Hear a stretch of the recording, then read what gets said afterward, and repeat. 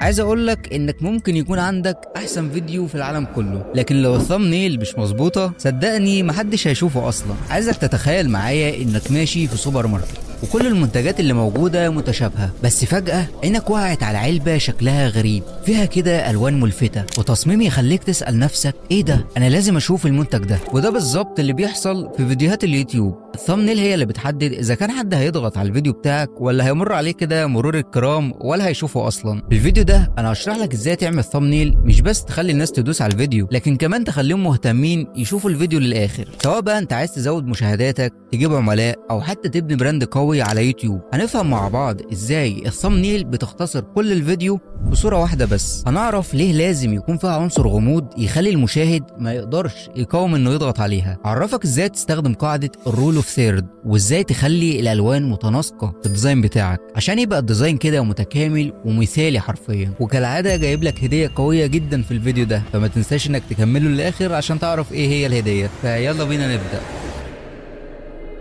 الثامنيل مش مجرد لقطة من الفيديو، دي الصورة اللي بتحكي قصة الفيديو كلها في ثانية واحدة بس. لازم تخلي فيها عنصر واضح بحيث تخلي المشاهد يفهم الفكرة العامة بسرعة. يعني هديك مثال، لو عندك فيديو بيتكلم عن ازاي تجيب 10,000 مشاهدة، يبقى لازم الثامنيل دي تعبر عن النجاح والمشاهدات العالية. يعني مثلا ممكن تحط سهم طالع لفوق او ارقام ضخمة وتخلي رياكشن الشخص كأنه متفاجئ، وده هتلاقي ان مستر بيست بيستخدمه دايما في الثامنيلز بتاعته. عايزك كده تفهم قاعدة مهمة، كل ما ضفت غموض اكتر الناس هتدوس على الفيديو اكتر. اللي هيشوف الثامنيل لازم يسأل نفسه سؤال، ايه اللي بيحصل هنا؟ العقل البشري دايما عنده فضول مش طبيعي، ولما بيحس ان في حاجة مش مفهومة لازم يحاول يكتشفها، وده السبب اللي يخليه يضغط على الفيديو بتاعك. خلينا ناخد مثال، لو الفيديو بيتكلم عن سر معين، اوعى تكتب السر ده في الثامنيل، خليه كده مجرد تلميح تخلي المشاهد عايز يعرف اكتر. خليني بقى اقول لك على قاعده مهمه جدا، وهي الرول اوف ثيرد. القاعده دي بتقول ان اي تصميم هيبقى اكتر جاذبيه لو العناصر اللي فيه متوزعه على نقاط معينه في الصوره. لما تصمم ثامنيل ما تحطش العناصر المهمه في نص الصوره، لكن حاول تحطها على الخطوط التقاطعيه، والصوره دي بتوضح لك الرول اوف ثيرد. انت عندك خطين بالطول وخطين بالعرض، والمناطق اللي بيتقابل فيها الخطوط دي هتشكل عندك 4 نقاط. دي نقط الارتكاز في الصوره، فلو حطيت عليها عنصر معين هيبقى التركيز عليه اعلى بكتير عشان تكون مريحة للعين وكمان جذابة اكتر.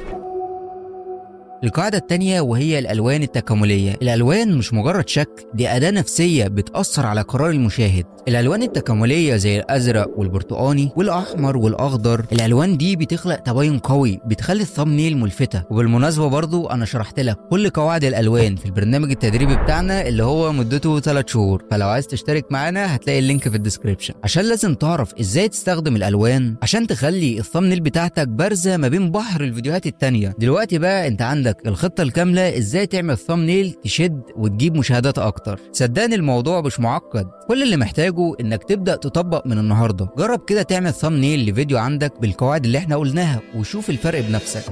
دلوقتي بقى خلينا نتكلم على واحدة من أكبر الأخطاء اللي بشوف الناس بتقع فيها، وهي حجم العناصر في الصورة. تلاقي مثلا واحد حاطط صورة الرياكشن بتاعت الشخص في الركن كده وصغيرة جدا، أو ضايف عنصر ملوش أي لازمة ومخليه أكبر حاجة في التصميم، وده بيخلي الصورة مش مفهومة ومش بتشد العين خالص. لازم ترتب العناصر حسب الأهمية، يعني الحاجات المهمة تكون واضحة وكبيرة، والحاجات اللي مش مهمة قوي ممكن تخليها صغيرة أو حتى تشيلها خالص. يعني خلينا ناخد مثال، صورة رياكشن الشخص خليها كبيرة وواضحة، وكمان ممكن تستخدم قاعدة الرول اوف ثيرد عشان تحطها على نقطة من ال4 نقاط الذهبية اللي زي ما اتفقنا بتخلي العين ترتاح وتنجذب لها أكتر. نيجي بقى للتكست. ناس كتير برضو بتقع في مشكلة إن هي بتحط التكست بتخليه صغير جدا في الديزاين، فلو واحد فاتح الفيديو من موبايل مش هيعرف يقراه أصلا. فمهم جدا إنك تختار حجم مناسب للتكست، يعني وأنت شغال كده صغر الصورة خالص لو عرفت تقرا التكست فكده تمام. أما بقى لو واجهت صعوبة إن أنت تقرا التكست وحسيت إن هو مش واضح، فممكن تغير الفونت خالص، إن الفونت اصلا ممكن ما يكونش حلو، او لو انت مصغر التكست فتكبره. ونفس الموضوع برضو ممكن تستخدم قاعده الرول اوف ثيرد عشان تعرف المكان الصح اللي هتحط فيه التكست. يعني بلاش خالص تحط التكست تحت كده في الجنب وتسيب نص الصوره فاضي. دلوقتي بقى خلينا نتكلم عن موضوع مهم جدا وبيزود التفاعل في الصوره، وهو استخدام الاسهم. الاسهم بتشتغل كانها ايد بني ادم بتقول لك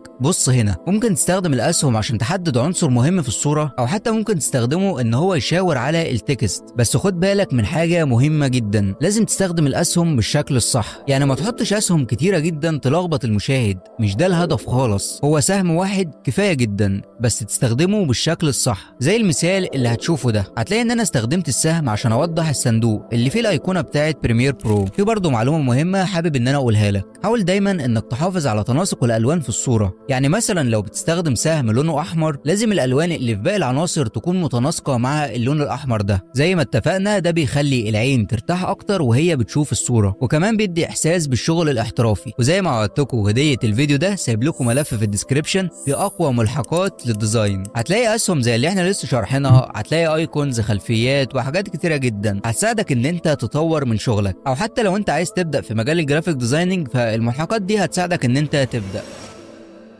لو عندك اي اسئلة سيبها في الكومنتس وانا هتابع معاك خطوة بخطوة. نشوفكم الفيديو الجاي على خير. سلام.